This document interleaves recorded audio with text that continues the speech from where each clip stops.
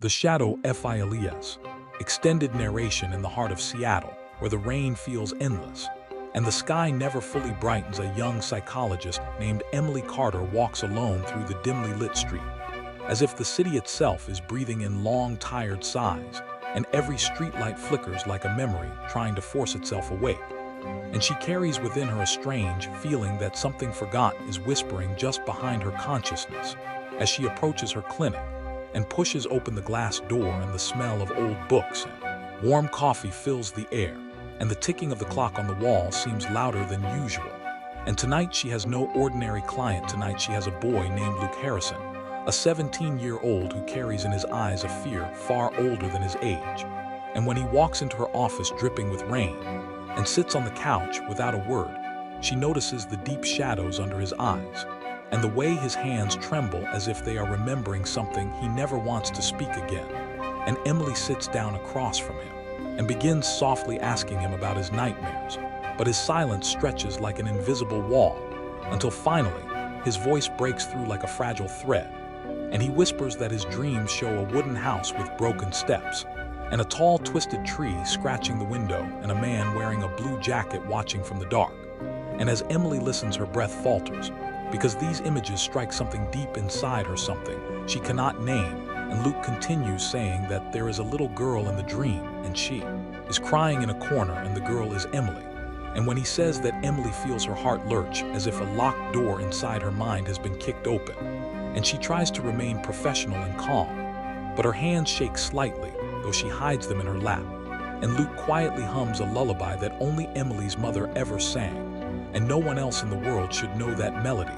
And the sound of it crushes Emily from the inside, and her vision blurs as she struggles to maintain composure. And Luke finally says that the man in the blue jacket hurt both of them, and that the dreams are not dreams but memories, and Emily tries to deny it. But her heartbeat tells her something else, something terrifying, something ancient buried in her mind like a sealed vault, filled with shadows. And after Luke leaves the clinic, Emily sits frozen, unable to breathe properly, as the ticking clock echoes in her skull like approaching footsteps, and she stands slowly, feeling the cold air grip her skin. And she knows she cannot ignore this. She must search for the truth, even if it breaks her. Emily drives into the storm-filled Seattle night, and her wipers fight against the sheets of rain as she follows the location from her childhood records, though half of those records are missing, erased, vanished, as if someone deliberately cut years out of her life. And when she reaches the old road near the lake, she finds the house exactly as Luke described, with its broken porch and the massive tree whose branches scrape the window like skeletal fingers. And as her boots touch the wet wood of the porch, she feels a violent flash inside her skull, a memory of being dragged by someone with rough hands and screaming, but no sound escapes her mouth, and the vision vanishes, leaving her gasping for breath.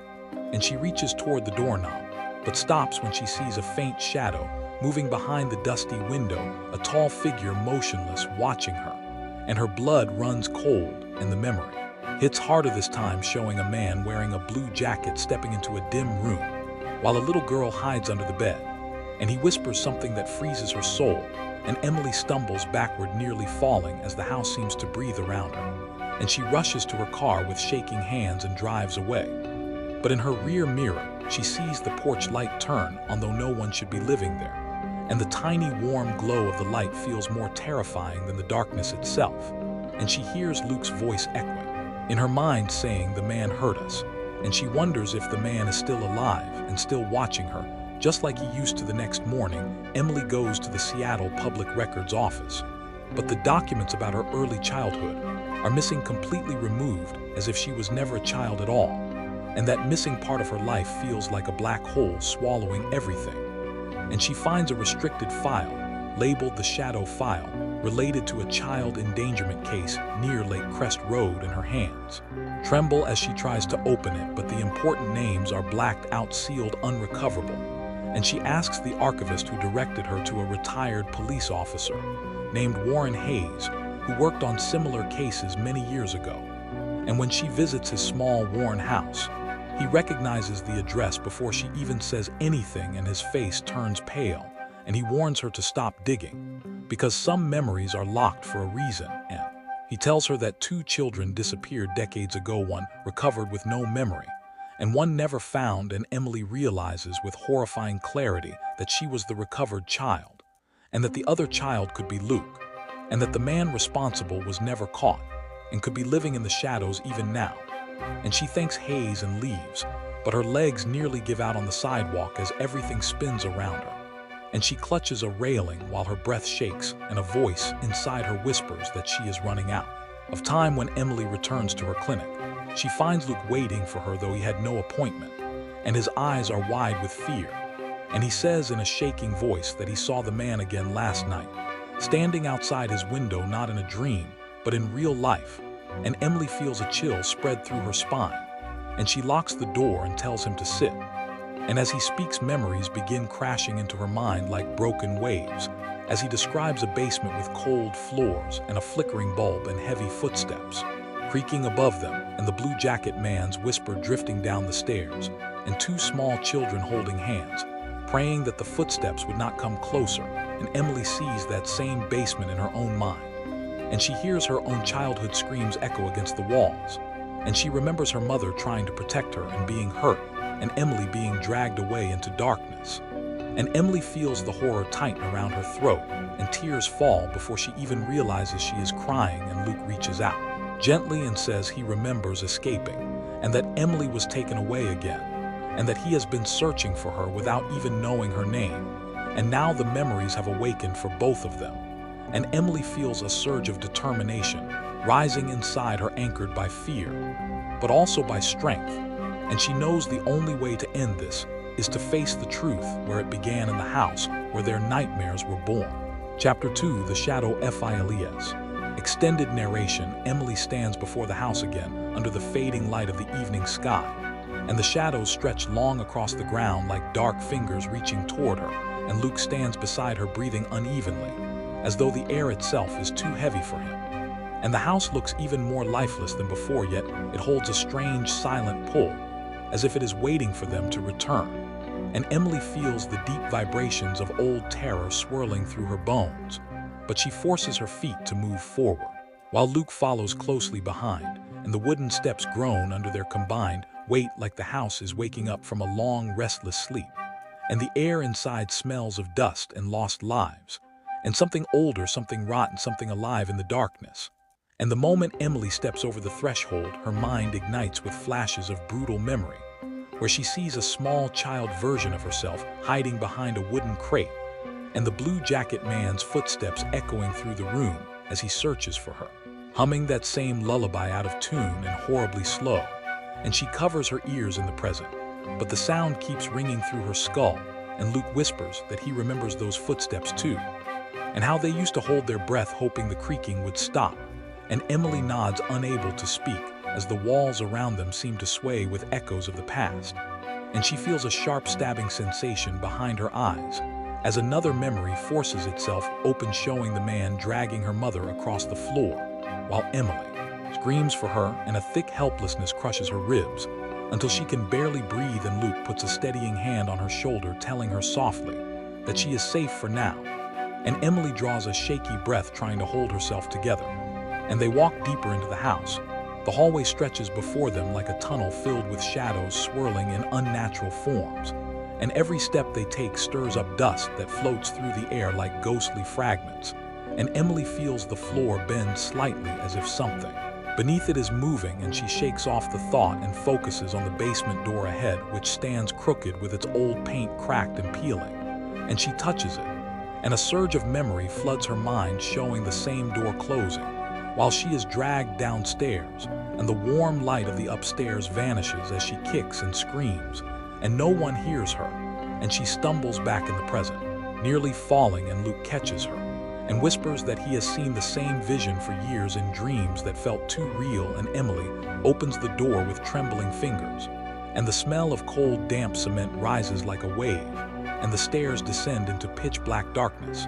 And Luke finds an old flashlight lying on a shelf and clicks it on, and the weak beam trembles over the steps, revealing faint scratch marks along the walls. And Emily feels her breath lock in her chest as she touches one of the scratches, and instantly sees her younger self scraping her nails desperately against the wall while crying for help, and it feels like her heart is splitting open. And she whispers that she remembers everything now, every sound, every scream, every moment, Luke. And she share a silent stare that carries the weight of years lost to trauma. And then he nods and leads the way down the stairs. The basement is larger than Emily remembers, and the cold concrete floor echoes with their footsteps. And in the corner stands an old wooden chair with rope still tied around its legs, and Emily feels a tremor run through her body as another memory rises, showing her tied to that same chair with the man pacing in front of her, and whispering that she should forget everything, forget everyone, forget even her own name. And Emily clutches her head as the memory burns into her, and she hears herself screaming in the past, begging to go home, and Luke kneels beside her and tells her to breathe, and they turn toward the rest of the basement, and Luke points to a cracked wall with faint drawings etched into it, drawings made by small shaking hands. And Emily sees two stick figures holding hands and a third larger figure looming above them. And she feels tears rise again, because these are their drawings, theirs from the time they were trapped together as children. And she presses her palm against the drawing, and the warmth of the memory washes through her, showing a moment when she and Luke promised each other they would escape one day, even if the world forgot them.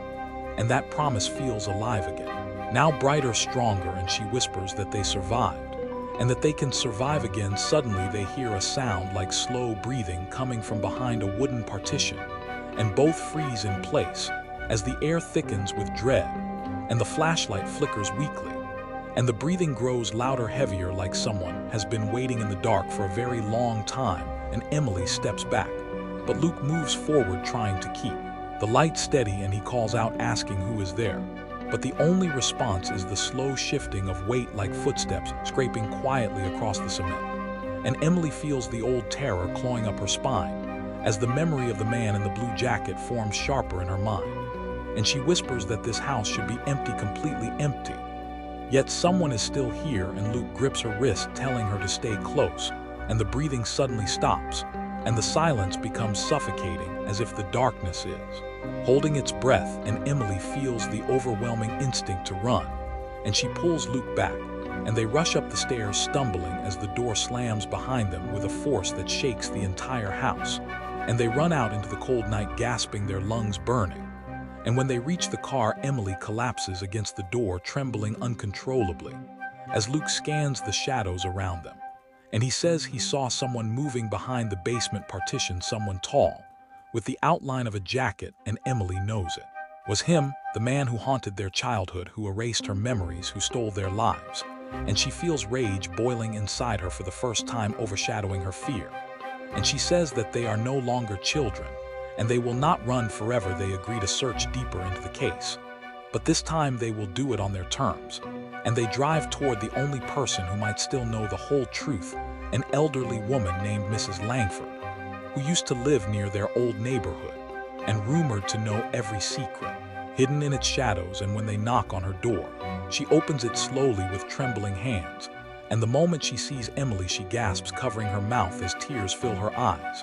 And she whispers that she never thought she would see the little girl again. And she asks them to come inside quickly before anyone notices, and her living room smells of old tea and lavender. And she guides them to sit by the fire. And Emily asks her what happened all those years ago, and why her memories were erased. And Mrs. Langford's voice shakes as she explains that the man in the blue jacket was a trusted neighbor, someone respected, someone who helped everyone. And no one suspected him until children started disappearing. And Emily's mother discovered the truth and tried to protect Emily, but the man attacked her and took Emily away. And when the police failed to find Emily for weeks, they believed she was lost forever, until she was suddenly found wandering near the lake with no memory at all, as if everything had been wiped clean. And Mrs. Langford says there were rumors of illegal psychological experiments being done by someone in the area, and that the man may have used such methods on Emily to erase her memories and keep himself hidden. And Emily feels cold shock ripple through her as the truth becomes clearer, more horrifying. And she realizes that someone went to extreme lengths to make sure she never remembered what happened. Mrs. Langford warns them that the man was never caught, and that he had resources and connections that allowed him to vanish. and she says he could be anywhere watching from any shadow waiting for the right moment to return. And she grips Emily's hands and begs her to be careful, because if he knows, she remembers even a little, he will come back for her with a vengeance. And Emily nods, though her heartbeat feels like thunder in her chest. And Luke looks toward the window, sensing movement. Outside, though, he cannot be sure if it is only his paranoia or something real lurking in the darkness, and Mrs. Langford insists they leave before it gets too late. And as they step outside, the cold night wraps around them, and Luke whispers that he feels like they are being watched. And Emily does not reply, because deep inside she feels it too, an invisible gaze crawling over her skin like cold fire. And she turns in a slow circle, scanning the dark street, but sees nothing. And yet she knows someone is there, someone patient, someone familiar. And she steps into the car with Luke and drives away without looking back, because she fears that if she does, she will see a figure standing in the dark, wearing the same blue jacket from her nightmares. Chapter 3. The shadow file. Emily spent the entire night unable to sleep, as the image of the blue jacket man standing in the dark room kept returning again and again, like a nightmare stitched into her mind. And the soft humming sound she had heard as a child echoed through her thoughts with unbearable clarity. And when the morning light finally filtered through her apartment window, she sat at her desk, staring at the city beyond the glass, and whispered to herself that she needed answers, that she needed to know the truth, buried inside the locked case known as the shadow file. And she drove straight to the public records building, where the cold fluorescent lights made every hallway feel like an interrogation room. And she requested access to the restricted archive, knowing it would raise questions, but her voice remained steady as she explained that she was investigating a psychological pattern in a minor. And the archivist eventually led her into a quiet room where dozens of old case boxes were stacked like forgotten tombstones of lost lives. And Emily felt a tightness in her throat as she saw a thin box labeled Lake Crest Road, and inside it another folder marked with a faded stamp reading Shadow File. And her hands trembled slightly as she lifted it and opened it slowly, expecting to find answers. But most of the pages were sealed, blacked out, or heavily restricted, leaving only hints and fragmented descriptions of a series of child disappearances near the wooded region decades earlier. And as she read the few lines that were still visible, her heartbeat grew louder, because the report mentioned a girl about 6 years old found wandering near a highway with no memory, and another boy of similar age who vanished completely and was never found. And Emily felt her breath grow shallow as she realized the description of the girl matched her perfectly. And she whispered that Luke must have been the missing boy, and that their past was connected by far more than shared dreams or trauma. And she kept turning the pages, hoping for more, but most of the details were removed by an unidentified authority, and a sinking feeling settled in her stomach as she wondered who had the power to hide this truth for so many years. And she examined the bottom of the box and discovered a photograph tucked inside showing the old abandoned house exactly as she had seen it, except the windows were intact and the porch was clean, which meant the photo was taken during the time the children were kept inside. And standing behind the house in faint shadow was a tall man whose jacket appeared blue even in the black and white image. And Emily felt her pulse spike as she held the photo closer, trying desperately to see his face. But it had been scratched out with violent strokes, as if someone did not want his identity to ever be known. And she felt cold energy crawl down her spine as she realized the scratch marks were made by hand, not age. And she whispered that this was deliberate, that someone had erased him from the evidence. And when she flipped the photograph over, she found a handwritten note in shaky, uneven writing that said, "He will come back when she remembers." And her breath hitched violently as she read the words again and again, because the sentence felt like a warning left by someone who had known exactly what the blue jacket man planned to do. And Emily felt the walls of the small archive room closing in as her thoughts spiraled, and she grabbed her phone with trembling fingers and called Warren Hayes, the retired officer she had met earlier, hoping he would answer. And after several rings, his tired voice came through. And when she mentioned the photograph, his tone shifted instantly into fear, as if she had spoken of a ghost he had hoped to forget. And he told her in a strained voice to leave the file and stop searching, because the man who took the children was never caught, not because he vanished, but because someone protected him. And Emily felt her breath freeze in her chest as she asked him who protected him, and Warren hesitated for a long moment before whispering that the man had been tied to a special foster program, one that was shut down quietly without public attention, one that allowed certain guardians to take children for long periods with little oversight, and Emily felt nausea rise inside her as she realized she had been placed in that program as a child, and that the blue jacket man may have taken advantage of the system. And she whispered that Luke must have been in the same program, and Warren whispered that the boy who disappeared had escaped the house once, and that the man believed the girl would never remember anything. But something had gone wrong, and Emily realized that she must have been the reason he lost control, and that he must have tried to erase her memory by force. And the pressure in her head returned like a hot needle, stabbing deep inside her skull. And she pressed her fingers to her temples as fragmented flashes of memory burst through, showing her running through a dark hallway while the man shouted her name, and the boy calling her to keep running, and the sound of breaking glass behind them. And then everything going black as if someone had slammed a door inside her mind. And Emily felt tears form in her eyes as her breathing turned shallow, and she whispered to Warren that she needed the name of the man. But Warren told her with trembling fear that the name had been erased from every document, every report, every public file, and that it was as though the man had never existed. And Emily felt a cold terror seep into her bones as she realized the truth. The blue jacket man did not just disappear into the shadows, he had been allowed to disappear. And if someone erased his identity, then someone knew exactly what he had done and allowed him to walk free.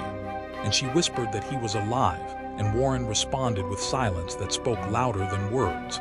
And Emily ended the call feeling her pulse hammering inside her ears.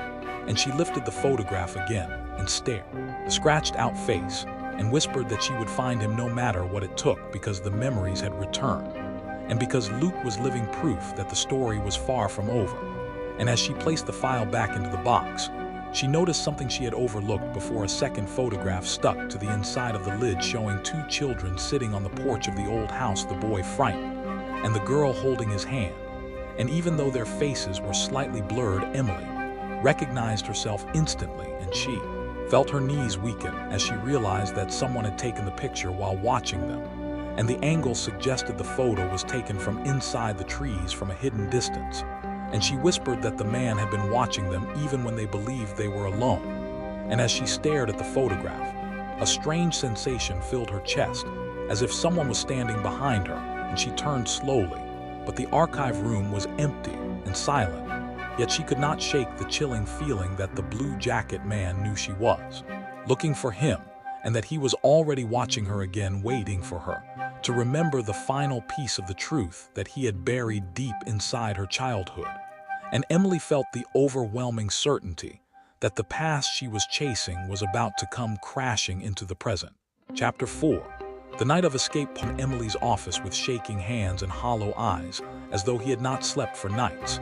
And when Emily asked him gently what he remembered, he stared at the floor for a long moment before whispering that he had seen something in his dreams that did not feel like dreams anymore, but pieces of a night he had spent years trying to forget.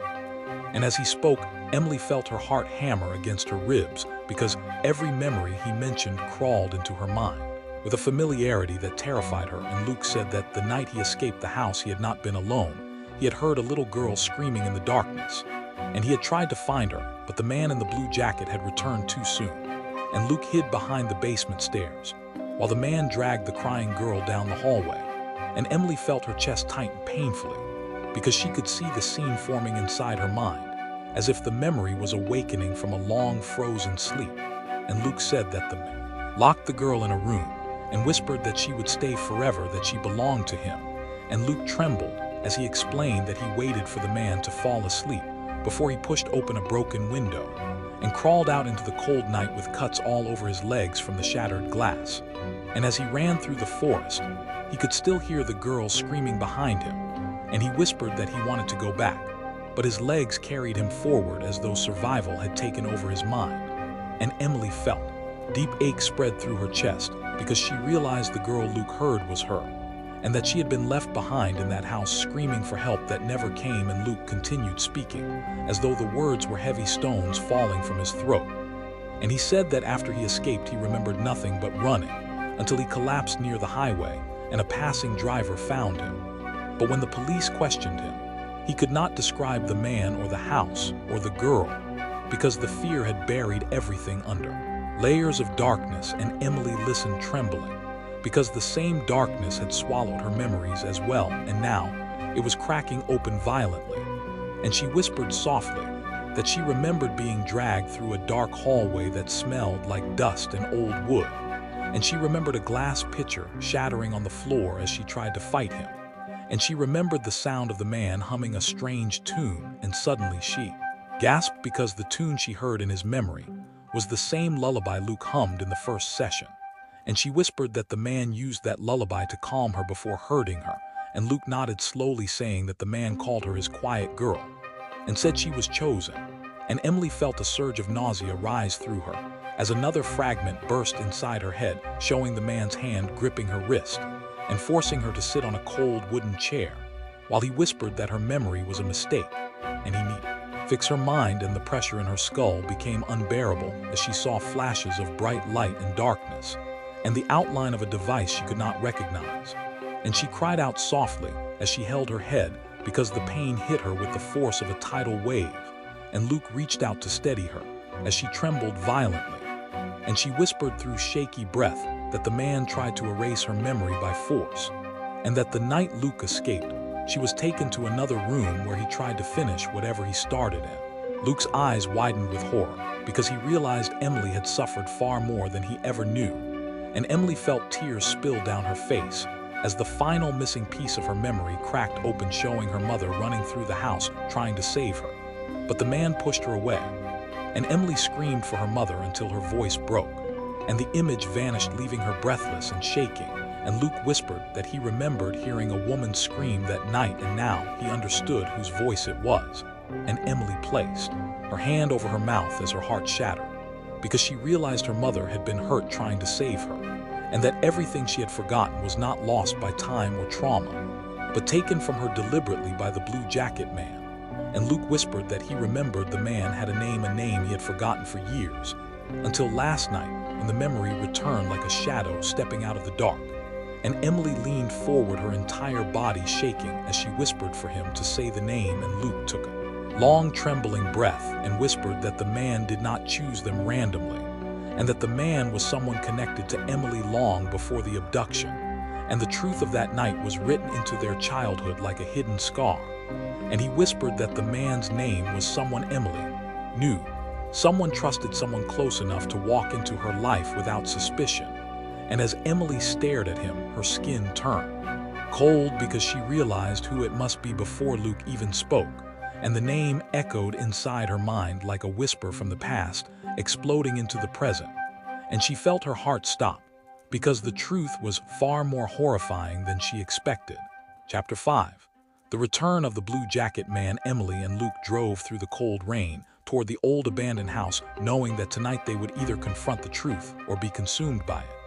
And as the headlights cut through the darkness, Emily felt her heart thudding violently in her chest, because every memory she had reclaimed pointed to this moment.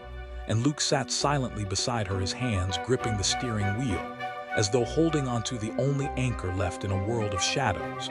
And as they reached the forest road, the house loomed ahead like a dark sentinel watching them return. And Emily stepped out of the car, first her boots sinking slightly into the wet mud, as she moved toward the broken porch, and Luke followed closely behind, their shadows stretching long and distorted across the wet ground. And Emily reached the front door and placed her hand on the cold wood, feeling the energy of decades of fear and pain vibrating through it. And she whispered softly that this time they were ready, and Luke nodded without speaking, as if agreeing that they had no choice but to face everything at once. And Emily pushed the door open slowly, and the hinges groaned like a tortured scream, and they stepped inside. And the air smelled of decayed dust and old memories, and the house seemed alive, almost breathing around them. And they moved cautiously through the hallway, the faint moonlight casting fractured shadows across the walls. And Emily felt the presence of the blue jacket man immediately, as though he had been waiting for this exact moment. And she heard a slow, deliberate creaking sound from upstairs, and Luke whispered that he felt it too, and they climbed the stairs together, trembling but determined. And as they reached the top, the hallway stretched before them with all the doors shut, except one at the end that seemed darker than the rest, and Emily moved toward it, her hand shaking as she reached for the handle, and Luke steadied her by the shoulder. And the moment she pushed it open, the figure stepped out from the shadows. The man in the blue jacket, the same tall silhouette that had haunted her childhood, and now he was real, alive, and watching, and his cold eyes fixed on them like a predator assessing its prey. And Emily felt a surge of rage and fear simultaneously, as the years of stolen memories and stolen childhood crashed into her all at once. And Luke stepped forward, confronting him, saying that it was over, that they knew the truth, and the man smiled slowly, a chilling expression that froze them in place. And he whispered that he had been waiting for her to remember that she belonged to him, that nothing had changed. And Emily felt the cold fear that had gripped her entire life rise one last time before it shattered into clarity. And she realized that she was no longer a frightened child, that she remembered everything, and that he had no power over her unless she allowed it. And she stepped forward, her eyes blazing, and shouted that he had taken enough, that he had stolen her life, and she was reclaiming it now. And the man hesitated for the first time, his mask of control faltering as Emily lunged forward and grabbed Luke's hand, pulling him toward the door. And as they ran, the man reached for them, but they were already moving faster than memory, fear, or the past itself. And they burst through the front door into the pouring rain, and the cold air hit them like liberation. And Emily did not look back. She only ran, holding Luke tightly, knowing that the shadow that had haunted them for decades was behind them, but powerless now because they had remembered everything and faced the truth together. And as they reached the edge of the forest, they stopped, gasping for breath, and Emily turned briefly and saw the man standing at the doorway, the blue jacket glinting in the pale light. And for the first time, he looked small, weak, and ordinary. And Emily whispered that this was the end, that the past could no longer control them, and Luke nodded, tears streaming down his face. And they walked away into the night, the storm washing over them as if cleansing the years of fear and pain. And Emily knew that they were free, finally free from the shadows, the nightmares, the lost childhood. And she felt a surge of hope as the first light of dawn broke through the storm clouds, illuminating the wet streets ahead, promising a life rebuilt, a mind reclaimed, and a future that belonged to them alone. And the blue jacket man remained a figure in memory, a ghost from the past, but powerless because Emily and Luke had survived. They had remembered, and they had overcome, and the night ended. And with it, the final chapter of their terror was closed forever.